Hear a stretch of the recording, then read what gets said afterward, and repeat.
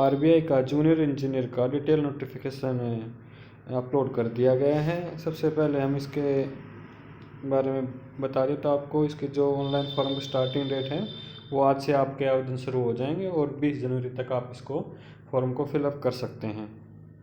और इसमें साथ साथ आपके एग्ज़ाम की डेट भी दी हुई है जो 8 फरवरी 2025 को आपका एग्ज़ाम होगा।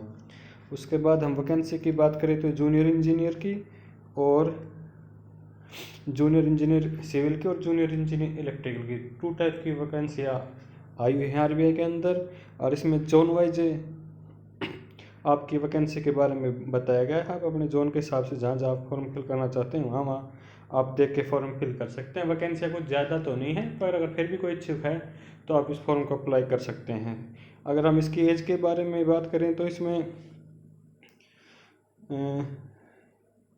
एज के बारे में बात करें तो मिनिमम 20 साल इसकी एज मांगी गई है, मैक्सिमम 30 साल। ये एज के बारे में बताया गया है कि आपको बिटवीन 20 एंड 30 ईयर्स, यानी कि मिनिमम आपकी 20 साल एज होनी चाहिए और मैक्सिमम 30 साल होनी चाहिए। उसके बाद ओबीसी को 3 साल की छूट मिलती है, एससी को 5 साल की छूट मिलती है और जो जनरल फिजिकल हैंडीकैप्ड हैं उनको 5-5 साल की छूट, ओबीसी को 3 साल की, या एक्स सर्विसमैन को भी छूट दी हुई है।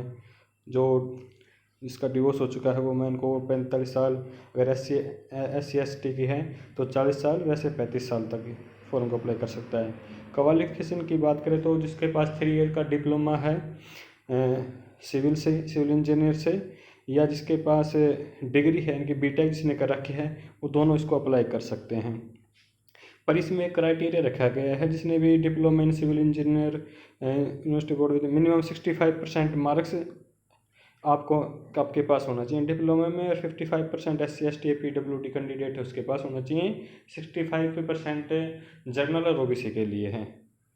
और जिसने भी बीटेक कर रखी है उसके पास 55% जनरल और ओबीसी के मार्क्स होना चाहिए और 45% SC ST के होने चाहिए। ऐसे जूनियर इंजीनियर इलेक्ट्रिकल के जिसने भी 3 ईयर का डिप्लोमा कर रखा है इलेक्ट्रिकल से, उसके पास 65% होना चाहिए जनरल और ओबीसी के, और 55% होने चाहिए SC ST और PWD कैंडिडेट के लिए।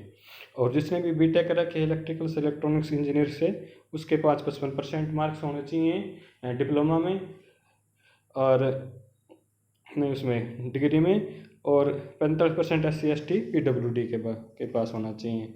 उसके बाद इसमें एक्सपीरियंस भी मांगा गया है। एक्सपीरियंस के बारे में आपको मिनिमम 2 साल का एक्सपीरियंस होना चाहिए अगर आप डिप्लोमा होल्डर हैं। जिसने डिप्लोमा कर रखा है उसके पास 2 साल का एक्सपीरियंस होना चाहिए, जिसने डिग्री कर रखी है उसके पास 1 साल का एक्सपीरियंस होना चाहिए। वो एक्सपीरियंस किसी भी कंपनी में या किसी कॉन्ट्रैक्ट अंडर गवर्नमेंट डिपार्टमेंट के जो कॉन्ट्रैक्चुअल एम्प्लॉय होते हैं वो भी चल जाएगा, किसी कंपनी में आपने काम कर रखा है वो भी आपका चल जाएगा।